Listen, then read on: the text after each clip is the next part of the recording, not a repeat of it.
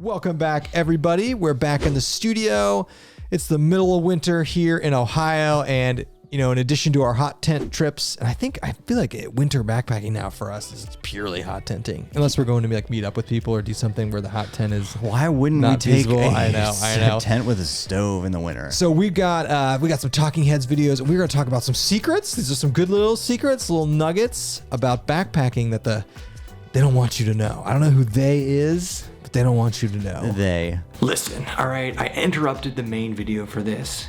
Click subscribe, click the bell. We go live all the time. If you want to know when we go live, everyone complains we don't know when you guys go live because we don't post about it. Click the bell. Check out the merch store if you want cool merch. We have a whole podcast if you want more of us. Click all the links. It really helps us out. Back to the video. The first secret, and this is something that I learned early on in backpacking, and I was not expecting this. When you grow up in this country and when you talk about the outdoors, but everyone will not shut up about national parks. National parks are awesome. They have their place, but they are by far not the best places to backpack, and I will talk about why. But the biggest secret that I first discovered, shout out to Wayne National Forest in Ohio, home forest. National forests are by and far better places to backpack, and I mean that they are far, far, far less regulated than national parks. And I believe from a total acreage standpoint, there's a lot more of them in the United States. National forests are way better than national parks. You generally don't really need permits in a lot of them. Sometimes you do, they're really cheap. The thing we love about national forests, which is very, very different than national parks, is in national forests, you can generally camp wherever you want within a few restrictions, like you can't be close to water, blah, blah, blah, blah, blah. In national parks, by and large, they want you camping at designated areas. And you know what? That's cool, but we like the freedom of being able to camp wherever you want. It's much more rustic. Yeah. And the regulations, it totally makes sense. National parks get a lot of traffic. Yeah, it's traffic. And so regulating it to keeping people camping in one area to limit the impact is good.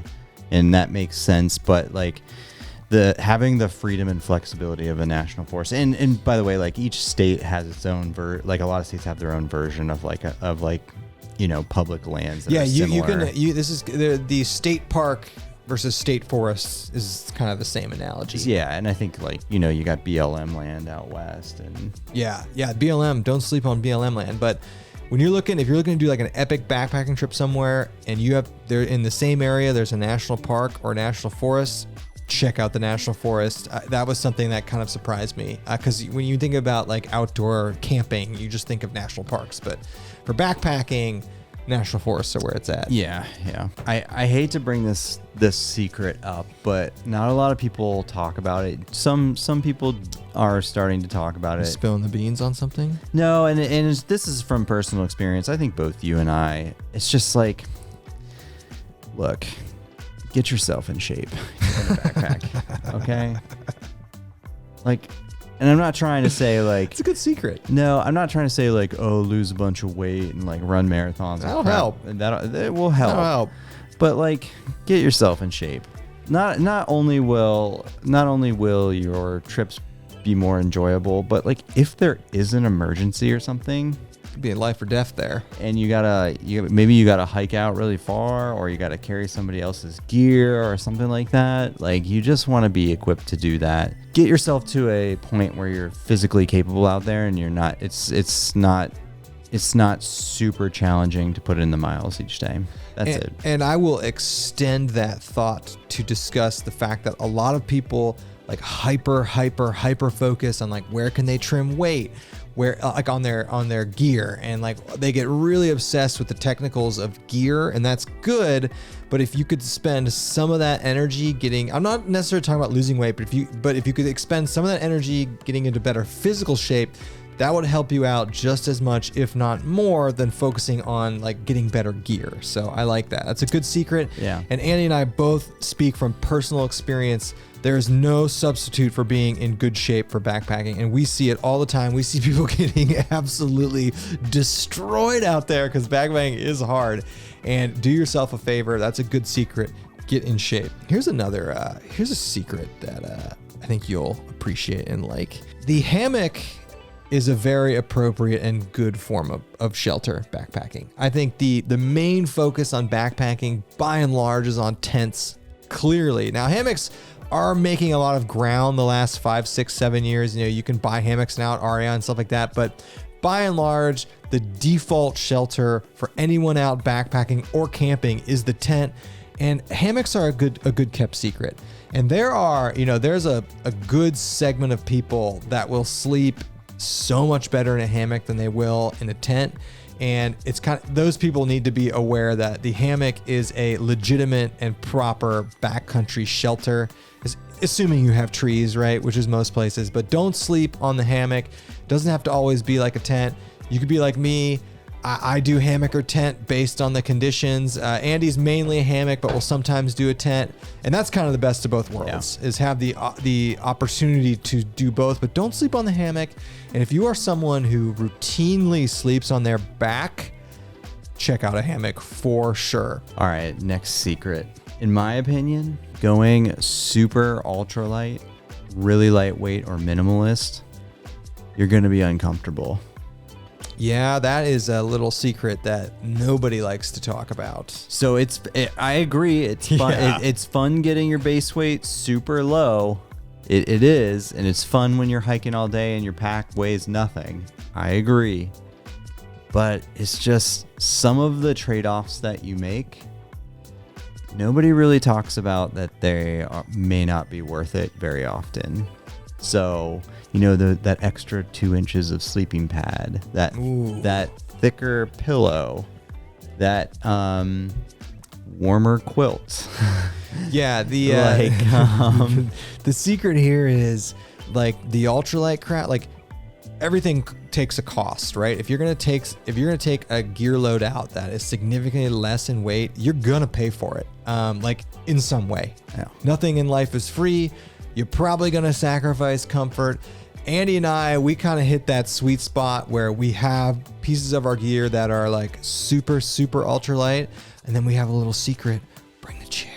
There's a secret. I'll always bring the chair. No, and I have a secret related to chairs. This is a good segue. Okay. My secret is that I don't care who you are. Oh yeah, Kyle. I don't care who you are. Everyone has chair envy when they get to camp.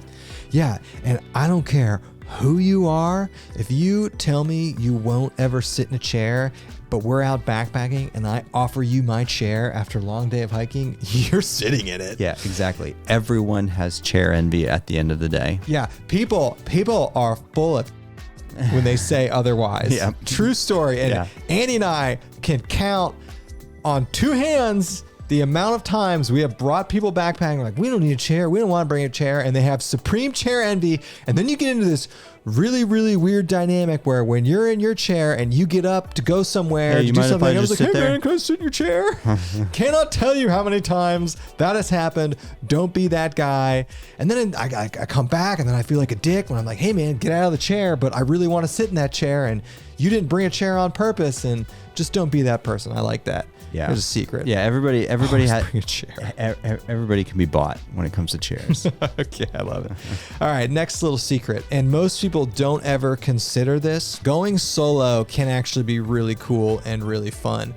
There are trade-offs to going solo, but if you're someone who backpacks a lot and you can put yourself in a situation where it's safe for you to go solo, you should consider it.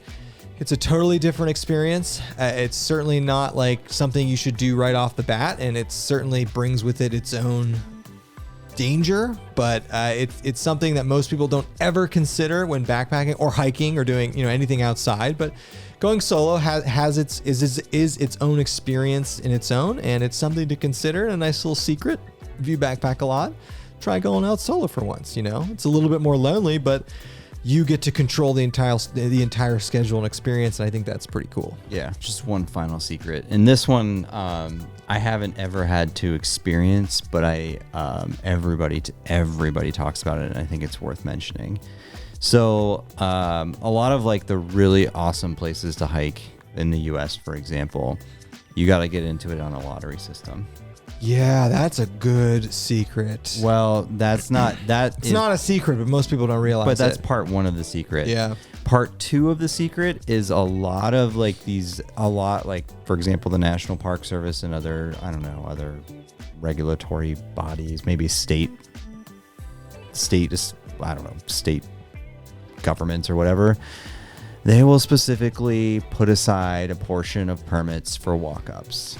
Yeah, that's a good secret too. So- COVID, they tweaked that during COVID. But yeah. So where I'm going with this is, like, if you're trying to get a permit and maybe you miss out on the lottery, there's probably a decent chance that you might be able to walk up and get one. But here's the problem. Then you got to gamble a big trip on being able. You just got to be flexible, Yeah. right? Yeah. Like, for instance, the Desolation Wilderness, I think, holds like 30 or 40% of the permits for walk-ups, which I think is pretty cool, actually. I think it is too. But that's a good secret. I think every single place I've ever seen where we've had to get permits at the national level, like the federal, like national park level, they always do keep permits available for walk up. Yeah. Another little secret is a lot of these ranger stations where you pick up permits, they'll loan you a bear can for either free or $1. I didn't know that. A lot of places out west will do that. A nice little nugget. I didn't know that.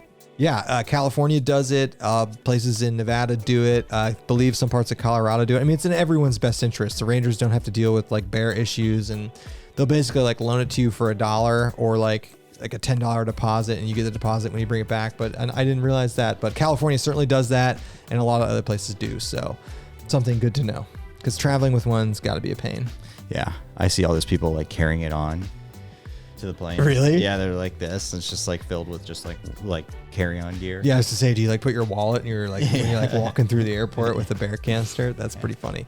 So last kind of little secret to know, and I talked about this on one of our last videos, but YouTubers don't know everything, folks, and take everything they say with a grain of salt. That's a little dirty little secret in the YouTube community is people with experience, they trump YouTubers most of the time, and there are a lot of online resources, forums, stuff like that, where you can get really, really good information that's outside of YouTube. So a nice little secret.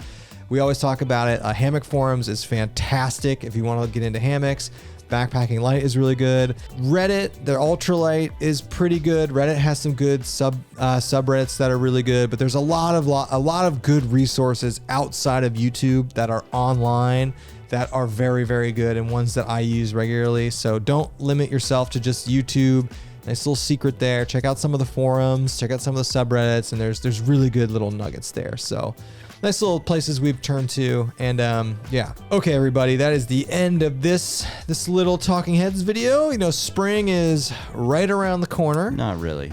Not really, but we're getting ready to put together kind of our spring backpacking plan. So we're excited about that. But that is it for this one. We'll see everybody in the next one. Yep, see ya. Bye-bye.